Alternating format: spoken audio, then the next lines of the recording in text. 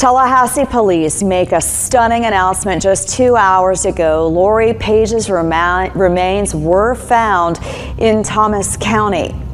She was last seen in 2023, and in the following days, weeks, and months, flyers and posters went up. The FBI raising the stakes on the search, putting up billboards and offering a reward. People all across the area asking the same question: where is Lori? It was April of 2025 when investigators returned to a remote plantation in Thomas County, Georgia. The ground had recently been cleared by a prescribed burn, brush, and debris reduced to ash. The landscape stripped bare in a way that revealed what had been hidden for nearly 2 years. Among the blackened soil and tangled roots, detectives discovered human remains. 4 days later, tests confirmed what many in Tallahassee had feared and prayed against since June of 2023. The remains belonged to 12-year-old Lori Page, a middle schooler who had vanished without a trace. At a press conference, Tallahassee Police Chief Lawrence Revel stood before the community and reminded them of the promise he had made at the beginning. "I told you 2 years ago we would never give up.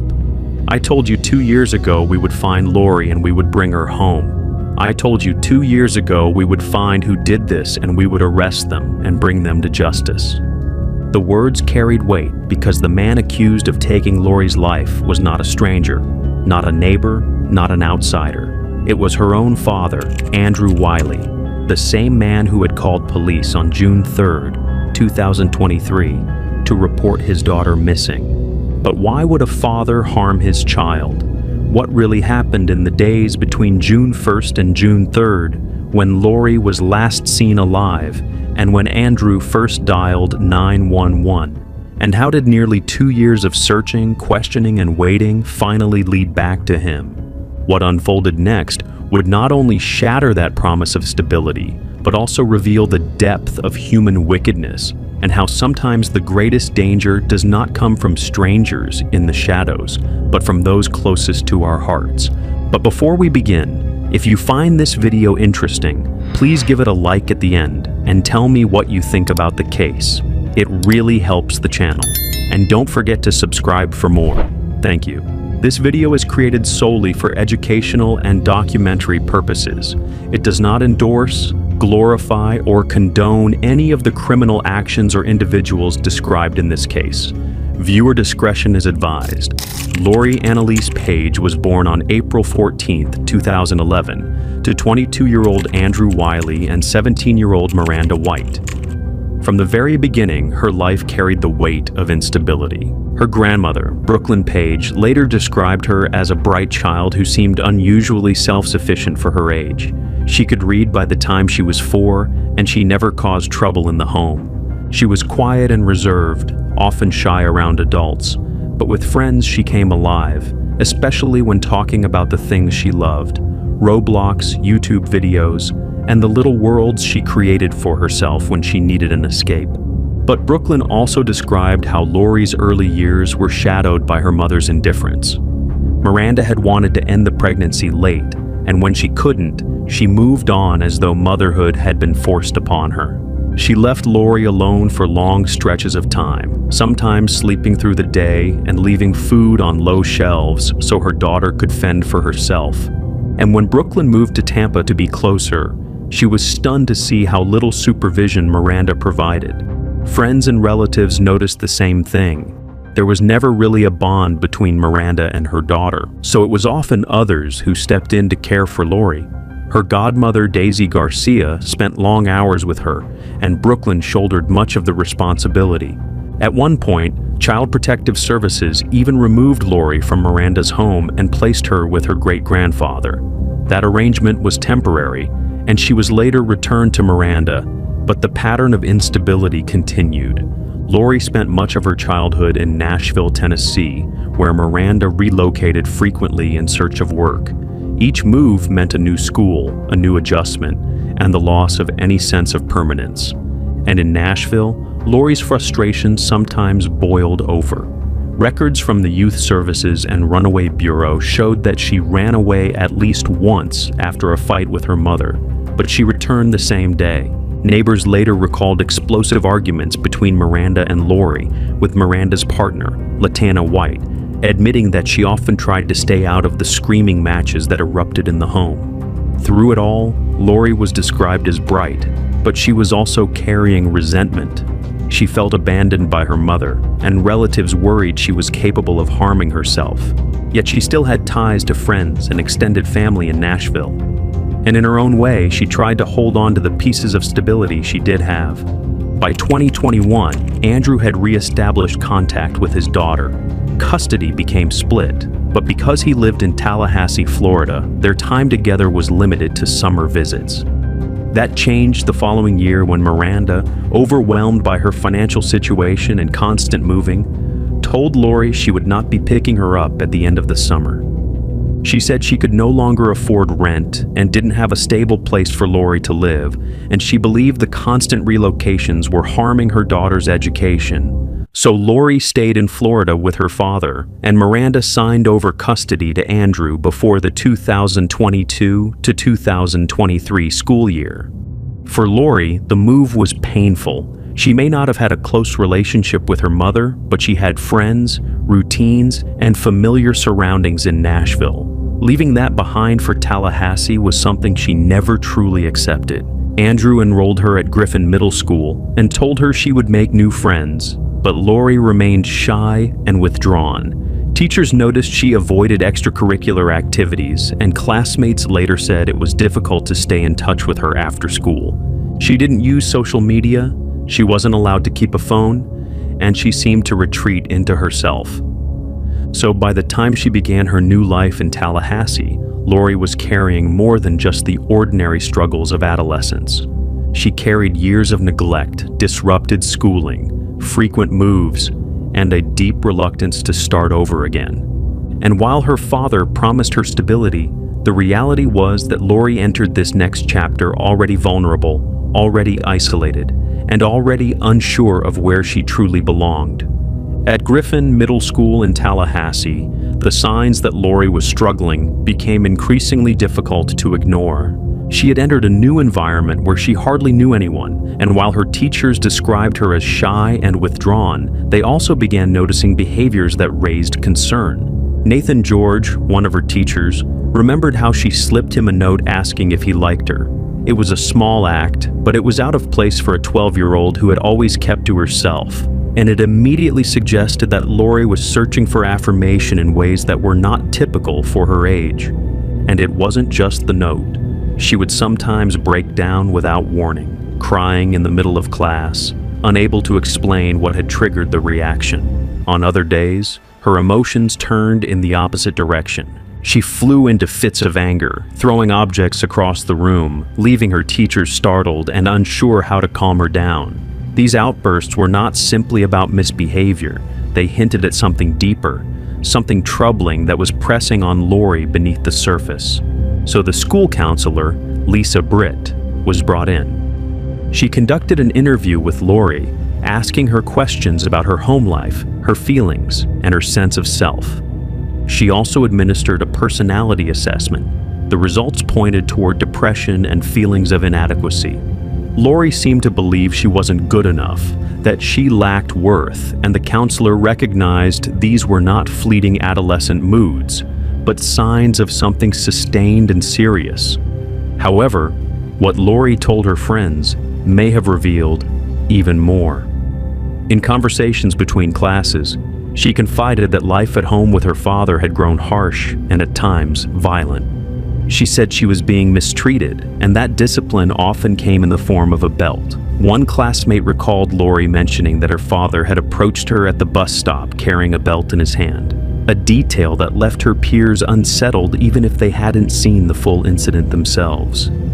These disclosures added weight to the emotional volatility her teachers were observing. Then came May of 2023, when the tension in Lori's home life seemed to spill over completely.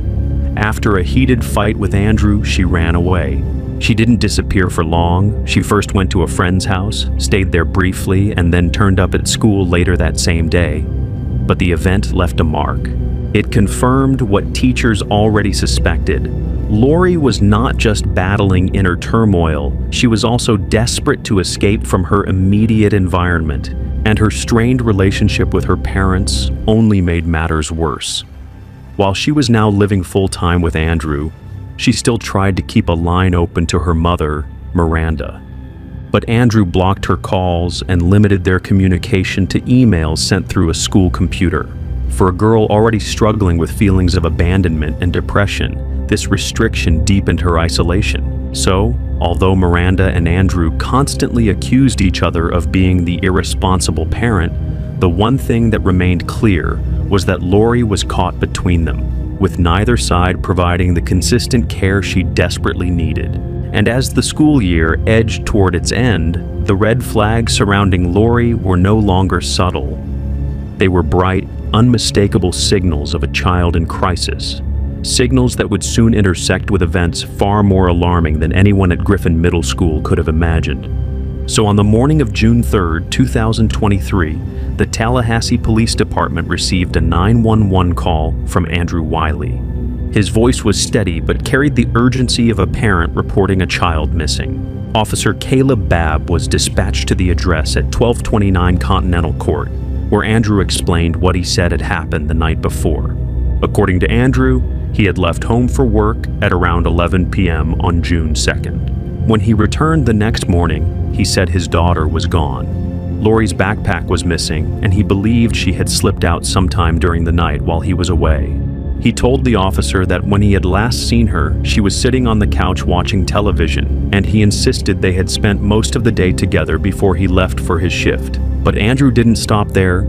He reminded police that Lori had already tried to run away once in May, after a heated fight between the two of them. He also mentioned what he called a distressing meeting she had recently had with her mother, Miranda White, claiming that the conversation had upset Lori enough to alter her behavior. He painted a picture of a troubled child, easily rattled and capable of slipping away on her own. So, investigators began treating Lori's disappearance as a potential runaway case. The first hours were critical, and officers canvassed the neighborhood, checked with nearby schools, and spoke to her classmates. Flyers were circulated almost immediately, and the community was asked to keep their eyes open for the 12-year-old girl. And the community did respond. Pastor Rudy Ferguson of the New Birth Tabernacle of Praise, a local leader who didn't know Lori personally, felt compelled to step in. He forwarded Lori's missing person bulletin to the Frontline Pastors Action Council, a network of more than 24 church leaders in the area. After 14 days, there has to be at least one adult who has seen her or has an idea where she may have gone. Lori is considered a missing runaway and was last seen on June 3rd near the 1200 block of Continental Court, which is close to Ocala Road and less than a mile away from Mission San Luis. Rudy Ferguson, pastor for New Birth Tabernacle of Praise in Griffin Heights, doesn't know Lori personally, but he says in his position it's important to help the community any way he can. We ought to be her family. We ought to look for her consistently until she's safe and sound. I think it's incumbent upon the churches as well in the neighborhood because that's why we're there. We're in the community not just for spiritual growth, but also to be a voice. Summers says Lori has run away before, but she's always been found within a few days. I'm hoping that if nothing else, that Lori will come to the school. She knows she's safe there. She knows that people care about her there. And we're in summer school, so she can come there any day, Monday through Thursday. Pastor Ferguson forwarded Lori's missing person bulletin to the Frontline Pastors Action Council, which is made up of about 26 pastors. We're going to keep searching. We're going to keep making phone calls. We're going to keep putting her bulletin out there. We're going to keep doing it until she's safe and sound, until we have some type of results. Summers says Lori's teachers and friends are concerned, and they're just hoping she'll come back. If we can find Lori, we can hopefully find her a mentor, so next time she faces struggles, she can talk to her mentor and not feel like she has to run away. And her message for Lori if she's watching. Lori, you're a great student and a great kid, and there's nothing that you haven't done well enough. Just come back. As days stretched into weeks, speculation spread, and with it came rumors. Students whispered to each other that Lori might have been killed and that her body could be found near the airport. Investigators chased every lead, but none of these stories held up. Lori remained missing, and the unease only deepened. Then, in August of 2023, Miranda White posted something on Facebook that drew immediate attention. The message was short and cryptic, written beneath a broken heart emoji. "My baby is gone." However, within hours, she deleted it, but not before investigators noticed. When questioned, Miranda explained that she hadn't meant to confirm her daughter's death. Instead, she said it was her way of expressing the feeling that Lori was no longer with her, and that deep down she believed her daughter might already be gone. Through the summer of 2023, the Tallahassee Police Department poured its energy into the case. Detectives followed hundreds of leads, many of them stretching across state lines, and they coordinated with agencies from Georgia to Tennessee. But none of those leads brought Lori home. Each search ended without results, and the more time passed, the more investigators began to notice troubling details closer to home. I'm feeling discouraged. Just to not know anything for 8 months feels like too long. Margaret Summers says the days grow longer knowing that 12-year-old Lori Page is still missing after nearly 8 months. Every kid matters, and if she just disappeared and nobody knew about it, wouldn't that say she doesn't matter? She does matter, and she's going to continue to matter. And here we are 8 months later. We haven't stopped looking. We're not going to stop looking. Tuesday, about 90 people between Tallahassee Police and Fire Department searched 64 acres of Mission San Luis Park. TPD says Page was last seen in the general area near Continental Court off Ocala Road. Our concern grows day by day. We want to be able to bring Lori home and you reunite her with her family and friends. When you have this amount of time that goes by, our concern always increases, but we've really been concerned since day one. Alicia Hill with the police department says this is their 5th search since Page was originally reported missing last summer. But the reality is there's so much that goes on behind the scenes, so much investigative work. Even with a minimal digital footprint, we still have to comb through evidence online. And as the search continues, Summers remembers Page as one of her brightest students. She was more into school, more so than any other kid that I dealt with. We are supposed to go out of our way to make the kids feel important, but the way she always beelined over to me made me feel important. However, one of the first red flags came from Andrew Wiley himself. Detectives noted that his demeanor seemed unusually flat, even when confronted with the possibility that his daughter might no longer be alive. For a parent whose child had been missing for weeks, his lack of visible concern felt off. He appeared calm, detached, and almost unmoved, which struck officers as inconsistent with the gravity of the situation. But suspicion wasn't directed at Andrew alone. Lori's mother, Miranda White, was also scrutinized. Investigators requested a standard cheek swab for DNA comparison, but Miranda refused not once, not twice, but 3 separate times before finally complying. Her reluctance drew attention, but when her phone records were analyzed, they confirmed she had been in the Nashville area at the time Lori disappeared. Those records effectively cleared her as a suspect, even if her earlier hesitation left investigators frustrated. So attention returned to Andrew, and with it came the discovery of inconsistencies in his own timeline. Records showed that in the days leading up to Lori's disappearance, Andrew had called in sick to work twice, once on May 27th and again on May 29th. His explanation for those absences was vague, and when investigators pressed him for details about what he had done with that time, his answers shifted. It became harder for detectives to trust the consistency of his account. Then came another red flag: Andrew's unexplained trip to Jacksonville. Geolocation data placed him in the area around the time Lori went missing, which contradicted the picture he had painted of an uneventful routine. When asked why he had traveled there, Andrew gave an explanation that immediately raised eyebrows. He said he had driven a friend, someone named Tim Brown, to the airport.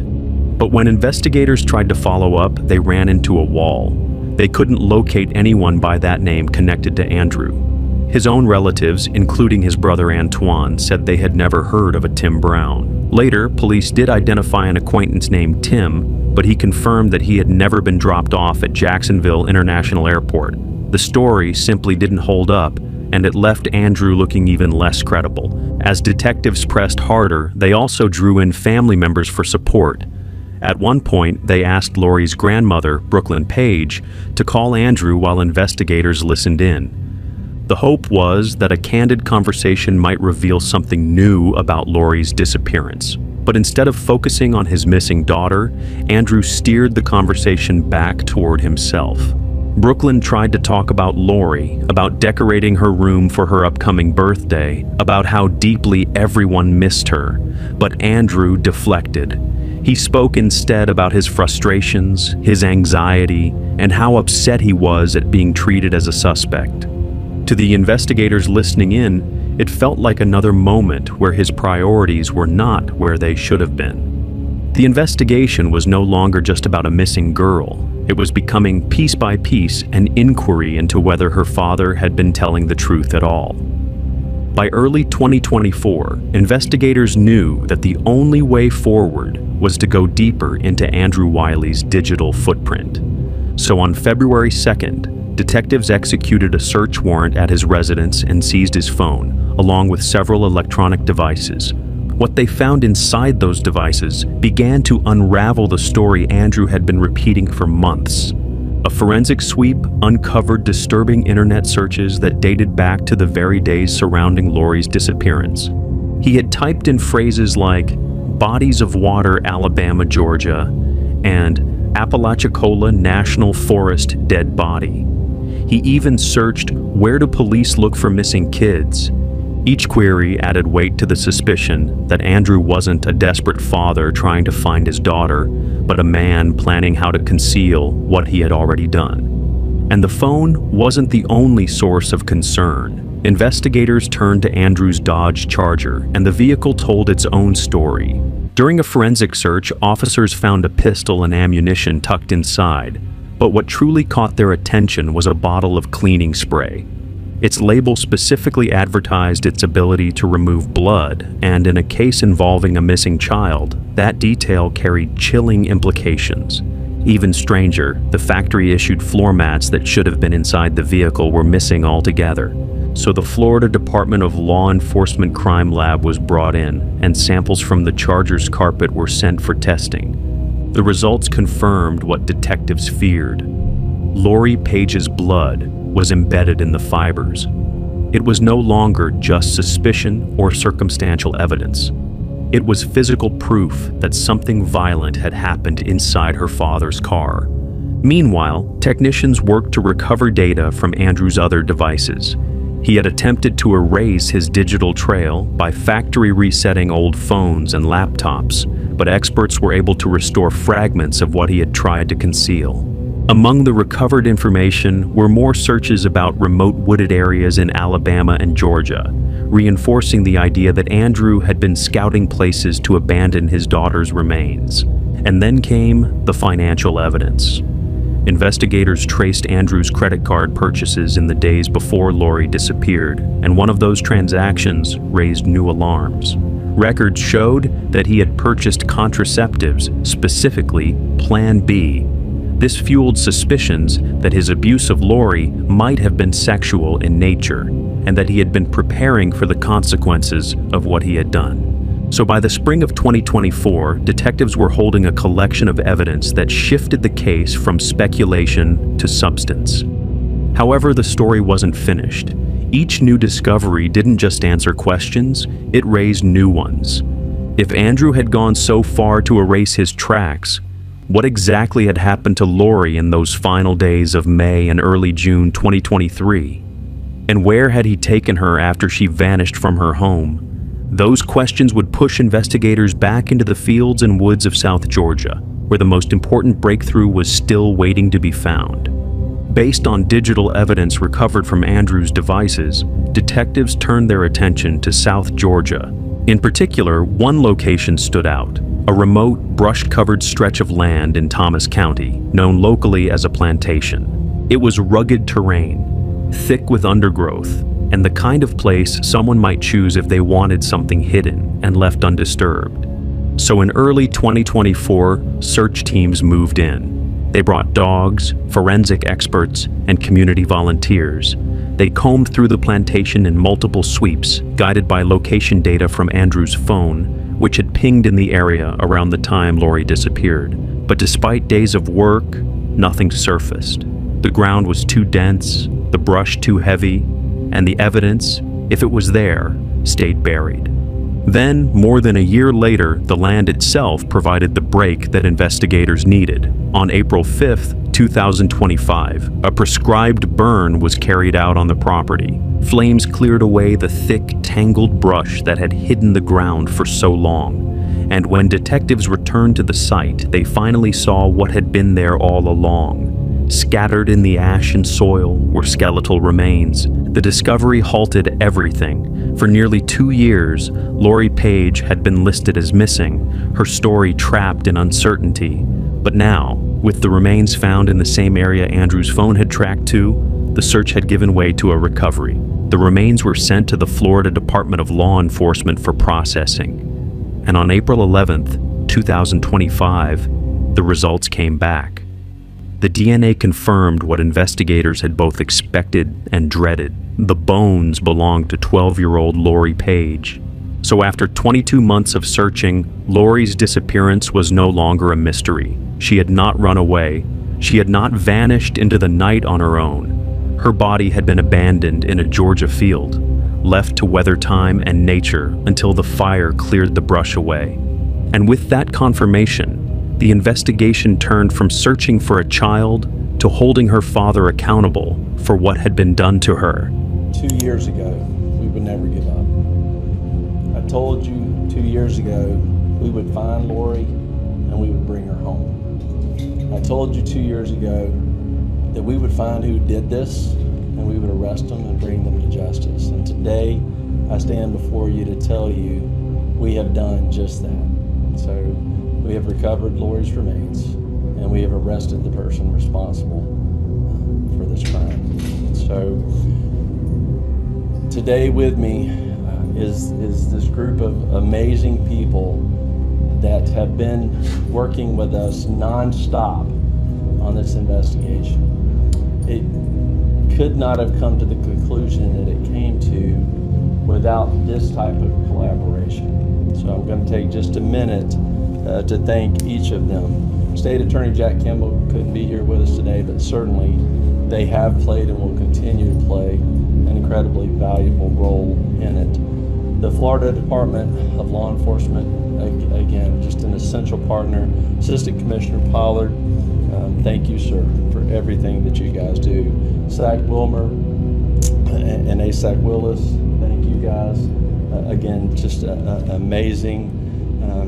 Jennifer Camp is the lab supervisor who, again, the evidence that we found, they turned it around in 4 days. And again, that just doesn't typically happen, but that's the kind of collaboration that everybody put into this case. Nobody gave up on this case. And when investigators pieced together the physical evidence, the digital trail, and Andrew Wiley's behavior, the question of why became unavoidable. Prosecutors believed the answer was darker than anyone had anticipated. Court records suggested that Lori had been subjected to abuse, and not just physical discipline. Investigators uncovered purchases and searches that pointed toward SA and possibly even a pregnancy. It was a possibility that explained why Andrew might have turned against his daughter in those final days. So, when State Attorney Jack Campbell addressed the case publicly, he did not shy away from the disturbing implications. He said plainly, "We had evidence of the fact that he was seeking out what's called Plan B, which is an abortion drug." The timing of that purchase aligned closely with Lori's disappearance, and it reinforced the belief that Andrew had been covering up more than just a crime of anger. Then there was the matter of his medical history.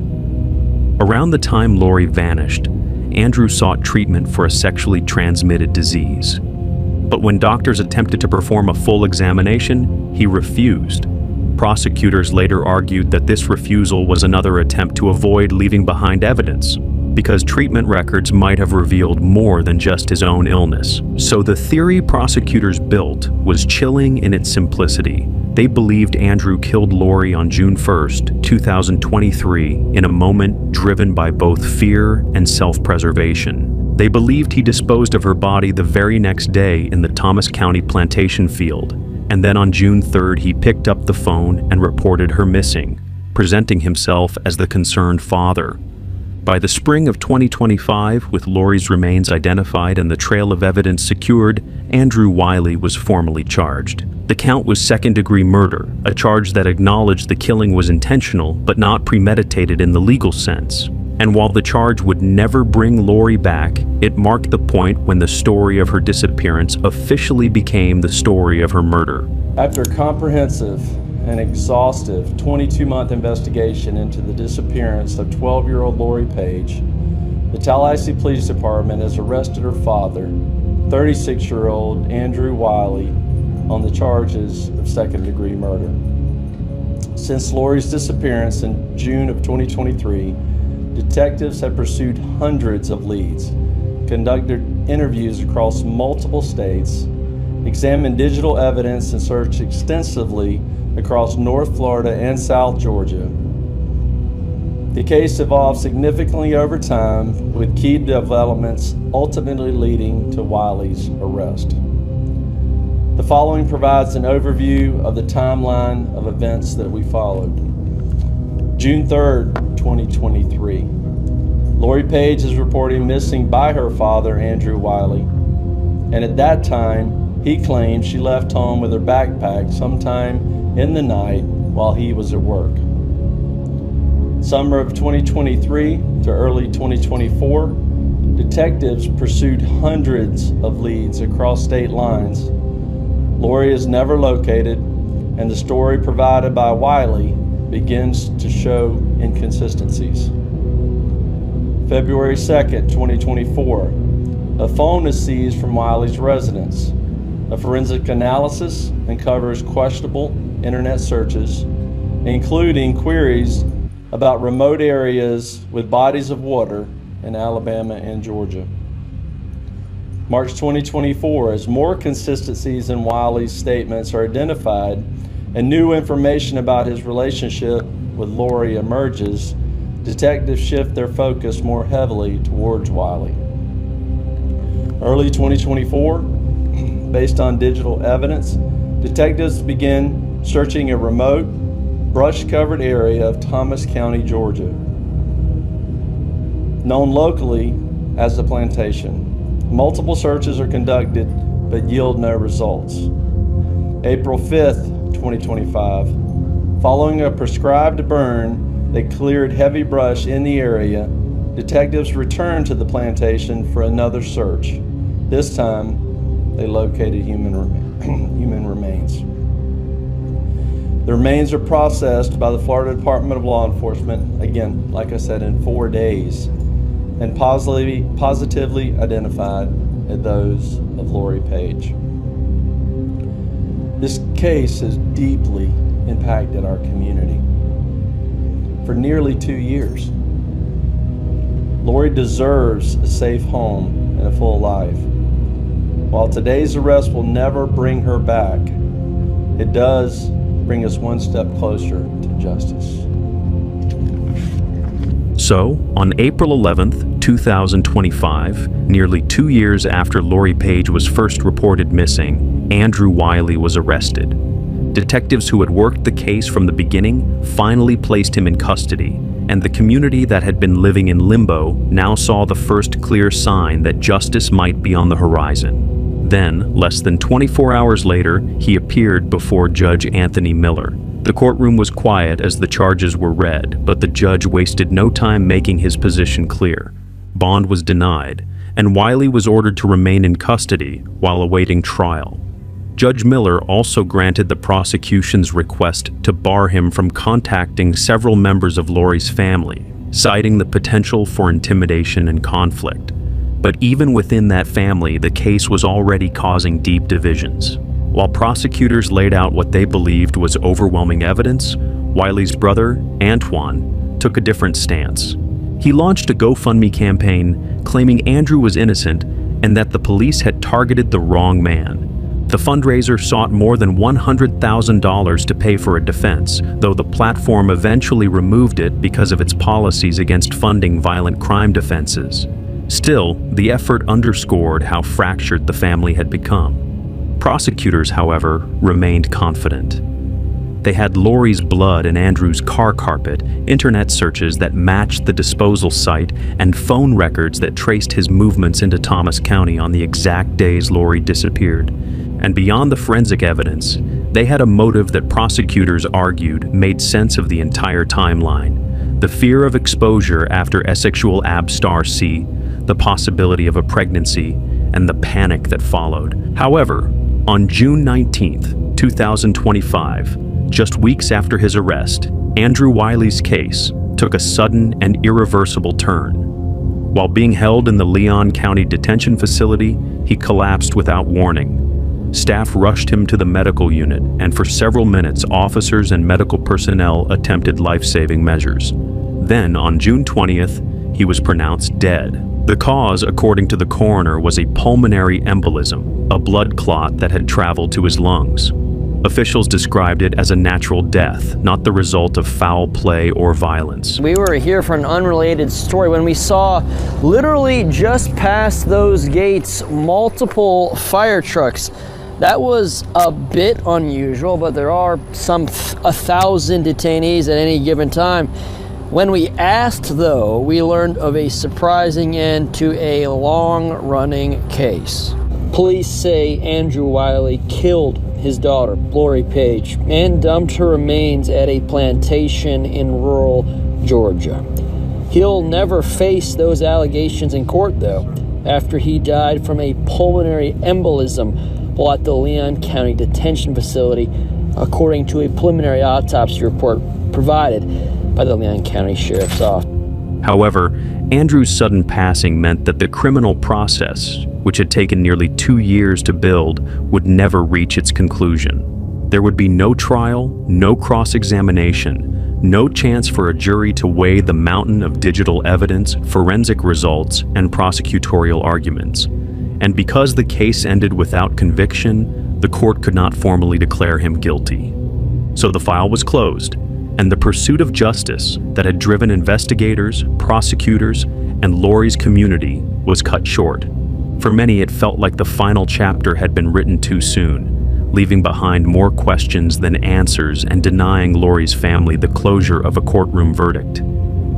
In the weeks after Andrew Wiley's death, Tallahassee turned its focus back to Lori Page. Candlelight vigils were held in her honor, and one gathering at the amphitheater stood out. Community members were given candles and small bottles of bubbles, and as Michael Jackson's Human Nature played softly in the background, people lit their candles and released bubbles into the night sky. It was a simple gesture, but it carried weight, a way to remember a girl who had spent her short life searching for stability and love. Murder.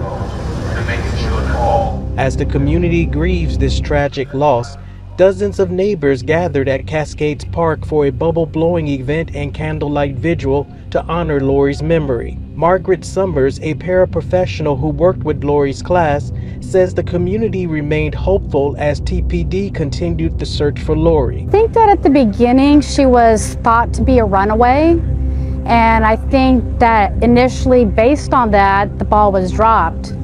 But once TPD picked up the ball, they ran with it, and they ran with that ball all the way to the...